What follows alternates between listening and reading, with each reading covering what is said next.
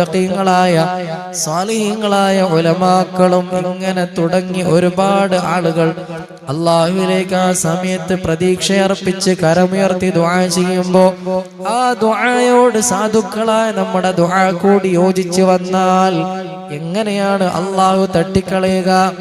നിസ്കാര സമയത്ത് നിസ്കരിക്കുന്ന സമയത്ത് ജമാഅത്തായി നിൽക്കുന്ന ജമാഅത്തായി നിർവഹിക്കപ്പെടുന്ന നിസ്കാരത്തിൽ ഇമാം ഫാത്തിഹ കഴിഞ്ഞ് ആമീൻ എന്ന് പറയുമ്പോ ആ ഇമാമിന്റെ കൂടെ മഅ്മൂമിന്റെ ആമീനും കൂടി ചേർന്ന് വന്നാൽ അവന് ഒരുപാട് മഹത്വമുണ്ടെന്ന് നമ്മൾ പഠിച്ചവരാണ്. എന്തേ അതിന് കാരണം? ആ ഇമാമിന്റെ ആമീനിന്റെ കൂടെയാണ് അല്ലാഹുവിന്റെ റഹ്മത്തിന്റെ മലക്കുകളും ആമീൻ പറയുക. ആ ആമീനോട് നമ്മുടെ ആമീൻ ചേർന്ന് വന്നാൽ നമ്മുടെ ദോഷങ്ങളെല്ലാം പുറത്ത് ഒരുപാട് ഖൈറുകൾ നമുക്ക് ലഭിക്കുമെന്നാണ്. അതിലേക്ക് നമ്മൾ ഇതിനെ ഒന്ന് ചിന്തിച്ചു വെച്ചാൽ, അത് ചേർത്തി വെച്ചാൽ നമുക്ക് മനസ്സിലാകും.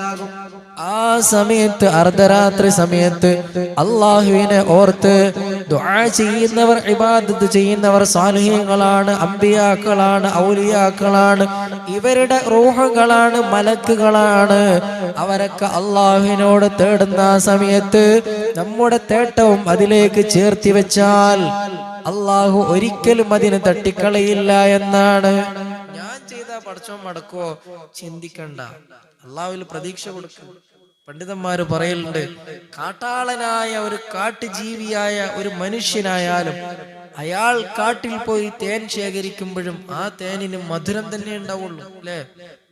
ഒരാള് കാട്ടാളനാണ്, വൃത്തിയില്ലാത്തവനാണ്, കണ്ടാൽ ഭയം തോന്നുന്നവനാണ്, എന്തൊക്കെയോ കോലത്തിലാണ്. അയാളായാലും അയാൾ എടുക്കുന്ന സാധനം തേനാണെങ്കിൽ അയാൾ എടുത്തു എന്നതുകൊണ്ട് അതിന്റെ രുചി മാറി കയ്പാവുകയില്ല, മധുരം തന്നെയാണ് അതിലുണ്ടാവുക. ചിന്തിക്കുക. അതുകൊണ്ട് പ്രതീക്ഷ കൈവിടാതെ അല്ലാഹുവിലേക്ക് അടുക്കുക. ഈ വിഷയം പറഞ്ഞിട്ട് നബി സല്ലല്ലാഹു അലൈഹി വസല്ലം ഈ വചനമാണ് ഓതിയത്. തതജാഫാ ജുനൂബുഹും അനിൽ മളാജിഇ യദ്ഊന റബ്ബഹും ഖൗഫൻ വതമഅ ومما رزقناهم ينفقون. ശേഷമുള്ള വചനം കൂടി ഓതി. فلا تعلم نفس ما أخفي لهم من قرة أعين جزاء بما كانوا يعملون. فلا تعلم نفس, ഒരാളും അറിയുകയില്ല, ما أخفي لهم من قرة أعين, അവരുടെ കണ്ണിന് കുളിർ